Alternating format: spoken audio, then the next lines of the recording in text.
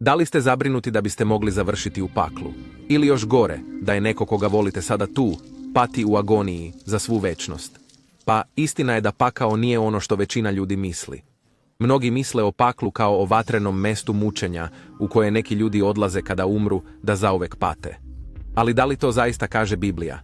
Da li bi Bog pun ljubavi zaista stvorio ljudska bića i da bi velika većina njih bukvalno večno gorjela u agoniji? U ovom videu ćemo objasniti biblijsku istinu o paklu u 4 jednostavne tačke, tako da znate šta je to, ko ide tamo i zašto. Budite sigurni da se držite za sve 4 tačke, jer pakao je stvaran, ali verovatno nije ono što očekujete. I nemojte nam samo verovati, već potražite ove stihove i dokažite ovo iz svoje Biblije. Tačka broj 1. Pakao ima 3 značenja od 4 različite reči. Srpski prevodi Biblije učinili su pakao prilično zbunjujućim, jer su 4 različite reči na originalnim jezicima, sve uglavnom prevedene kao pakao. Možete koristiti bilo koju konkordanciju ili leksikon da vidite ovo.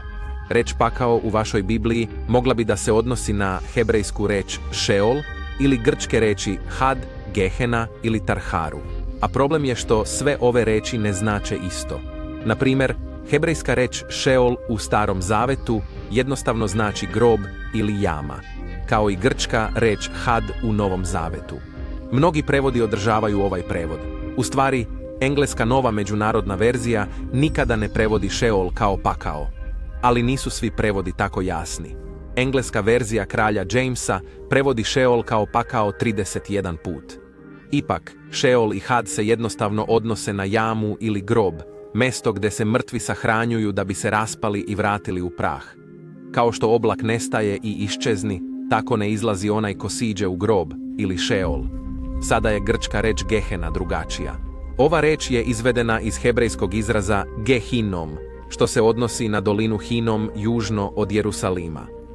U drevnim vremenima, dolina Hinom je korišćena kao mesto za odlaganje jerusalimskog smeća. Požari su neprekidno gorjeli i hranili se gradskim smećem, među kojima su bila i mrtva tijela osuđenih zločinaca. Kao rezultat toga, Gehena je postala simbol presude povezan sa vatrom. Dakle, ovaj pakao ili vatra Gehene je referenca na konačnu sudbinu zlih, koju ćemo dalje pokriti u tački 3. I na kraju, grčka reč Tartaru je zasnovana na grčkoj reči Tartarus. Ova reč označava stanje uzdržanosti i ne odnosi se na ljudska bića, već na pale anđele. Ova reč se nalazi samo jednom u Bibliji. U 2. Petrovom 2 stihu 4 kaže se da Bog nije poštedeo anđele koji greše, već ih je bacio u pakao i predao u okove tame da budu sačuvani za sud. Ovaj pakao je samo za anđele i potpuno je drugačiji od Šeola i Hada ili Gehene. Dakle, kada je u pitanju razumevanje pakla, prvo što treba da se zapitamo je o kom paklu govorimo. Korišćenje jedne reči pakao za prenošenje sva 3 ova značenja izazvalo je zabunu i ne prenosi tačno istinu iz Biblije. Tačka broj 2. Mrtvi ni na koji način nisu živi niti prisvesti u paklu. Kao što je pomenuto, kada pakao govori o grobu, on jednostavno govori o mestu gde mrtvi ostaju. Istorijski gledano, kada ljudi umiru, njihova tela su često bila sahranjena u grobu, gde tela prirodno propadaju i ponovo se pretvaraju u prah. Ali mrtvi ni na koji način nisu živi, ili svesni u Šeolu ili Hadu. Ovako Biblija opisuje stanje mrtvih. Jer živi znaju da će umreti, a mrtvi ne znaju ništa. Šta god tvoja ruka nađe da uradi, uradi to svojom snagom, jer u grobu ili Šeolu u koji ideš nema posla ili naprave, ni znanja, ni mudrosti. Mrtvi ne hvale Gospoda, jer u smrti nema spomena na tebe. I u grobu, u Šeolu, ko će te zahvaliti. I kao što Psalam 146 objašnjava, kada čovjek umre, njegov duh odlazi, on se vraća na ovu zemlju i tog dana njegovi planovi propadaju.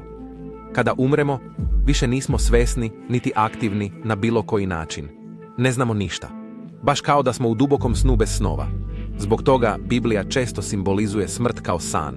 Pavle je napisao u 1. Solunjanima 4 stih 13 i čitamo u 1. Korinčanima 15 stih 20, tako da je jasno iz Biblije da su mrtvi koji su otišli u pakao jednostavno to, mrtvi i u grobu. Oni su potpuno bez života. Nema misli, nema osjećanja, nema akcija, ništa. Nisu u nekom mučnom lavirintu sa raznim nivoima kazne. Oni ne doživljavaju gorući bol vatre. Oni jednostavno čekaju vaskrsenje.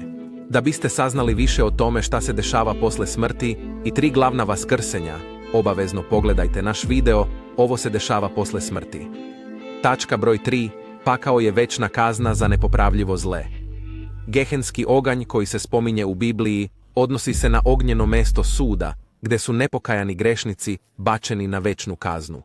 Biblija ovo naziva ognjenim jezerom i drugom smrću.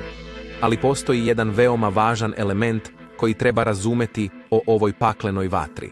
To jest, zli koji su u njega bačeni biće spaljeni i zauvek će prestati da postoje. To je konačna smrt. Nikada više neće vaskrsnuti i biće izbrisani iz svakog postojanja. Oni neće neprestano patiti u agoniji zauvek. Umjesto toga, oni će trpeti posljednju kaznu smrću do kraja večnosti. Kao što je Isus rekao, ne bojte se onih koji ubijaju telo, ali ne mogu da ubiju dušu. Ali bolje se bojte onoga koji može i dušu i telo pogubiti u paklu. To je u Geheni. Da, duša može biti uništena.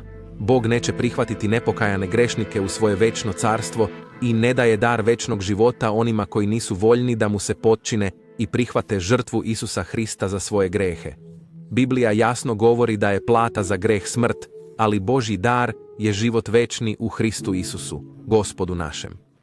Ono što se često naziva zlatnim stihom također kaže: jer Bog je tako zavoleo svet da je dao sina svog jedinorodnog, da nijedan koji veruje u njega ne pogine. To znači pretrpeti smrt, ali imati život večni. Večni život je samo dar za one koji će se obratiti Bogu, poslušati ga i prihvatiti Isusovu žrtvu kao plaćanje za smrtnu kaznu koju su zaradili svojim gresima. Oni koji odbiju Božji način života na kraju će propasti u ognjenom jezeru i neće dobiti dar večnog života. Oni će biti uništeni. Govoreći o ovome, knjiga Otkrivenja pokazuje da su nakon drugog vaskrsenja i perioda suda velikog belog prestola, tada smrt i ad, bačeni u ognjeno jezero. Ovo je druga smrt i svako ko nije pronađen zapisan u knjizi života, bačen je u ognjeno jezero. Isus je također opisao posljednja 2 ishoda za sve ljude kada je govorio o osudi i podeli svojih ovaca od jaraca. Za nepravednike je rekao, oni će otići u večnu kaznu. Odnosno, smrtna kazna će trajati večno i nikada više neće živjeti, ali pravednici u život večni. I konačno, tačka broj 4, očekivanje paklene vatre za zle će biti mučno. Pa se možda pitate šta je sa stihovima koji opisuju muke i plač i škrgut zuba. Na primjer, kada je Isus dao parabolu o talentima, rekao je da zli i lenji sluga treba da bude bačen u spoljašnju tamu. Biće plač i škrgut zuba. I u prispodobi o kukolju i mreži, Isus je objasnio da će na kraju veka Sin čovečiji poslati svoje anđele i da će sabrati iz njegovog carstva sve što sablazni i one koji čine bezakonje i bacit će njih u ognjenu peć. Biće naricanja i škrguta zuba. I upozorio je da će biti plača i škrguta zuba kada vidite Avrama i Isaka i Jakova i sve proroke u carstvu Božijem i sebe izbacite. Parabole poput ove i druge poput parabole o Lazaru i bogatašu ilustruju duševne muke koje će nepokajani grešnici doživeti pre nego što potpuno izgore. Nepopravljivo zli će trpeti muke saznanja o svojoj sudbini pre konačnog pogubljenja. Bog će svakom čoveku dati poštenu priliku da dobije večni život.